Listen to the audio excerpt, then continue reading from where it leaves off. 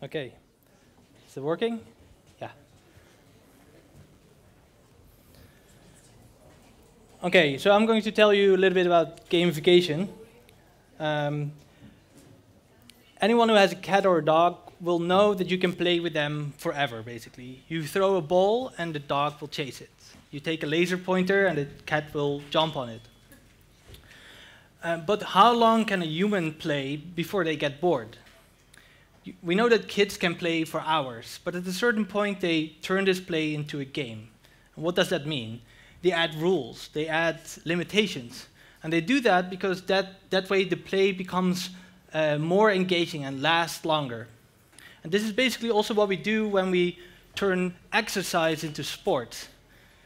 For most people, running is pretty boring, especially if you want to do this for a very long time.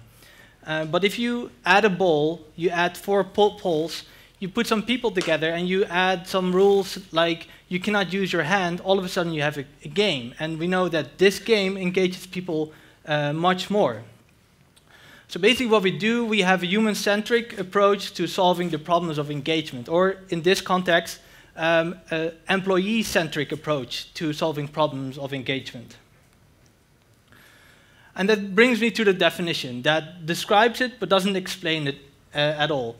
Gamification is the use of game design thinking within a non-game environment. We do that to engage people, motivate action, and solve problems. So basically what we do is we take what we know about motivation and engagement from areas like behavioral psychology and also people's irrational behavior to make people participate, individuals and teams.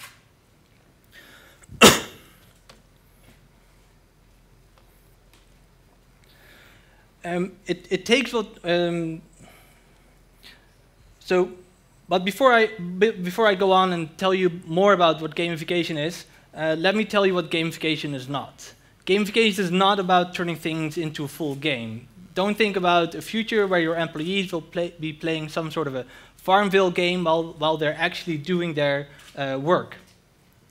Games are very important within the work environment, and there's a big overlap with gamification, but games are focusing on a different purpose. Gamification is also not about just adding some points and badges and putting people on a leaderboard to drive competition. Because if you think about it, for most organizations, competition is the last thing you want to incentivize, because organizations are created to bring people together and to collaborate. Competition is that company down the street whose customers you want to convince to switch teams.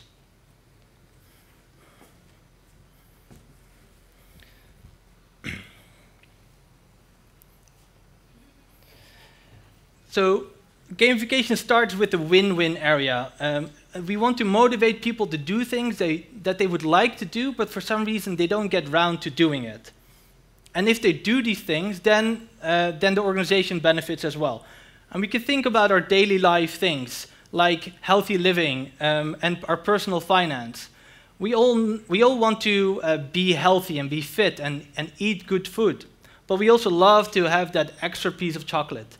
Or in this case, we still prefer to take the escalator when we go to the gym. And if you think about personal finance, we all know that saving money it makes a lot of sense because you might be able to buy that big apartment or even think about retirement. But we also love to buy that extra pair of shoes or that must-have gadget. So gamification is focused on motivation, and it's taking place in the real world. So what you do has real consequences.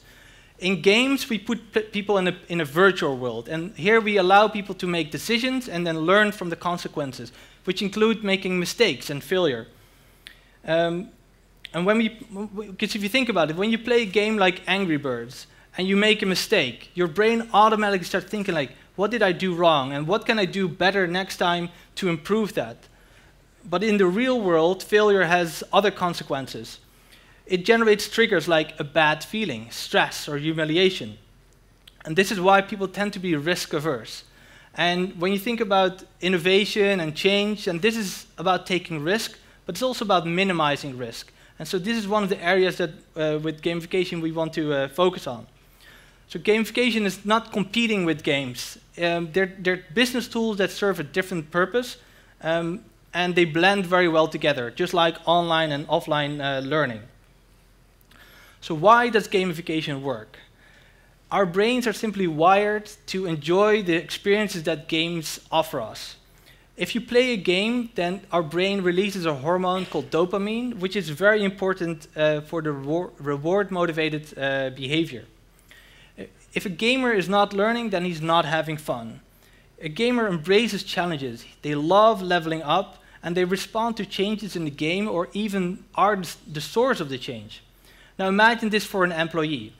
Loving to learn, tackling challenges to level up, and responding positively and proactively towards change. That's the kind of employee you want to have in a highly competitive industry.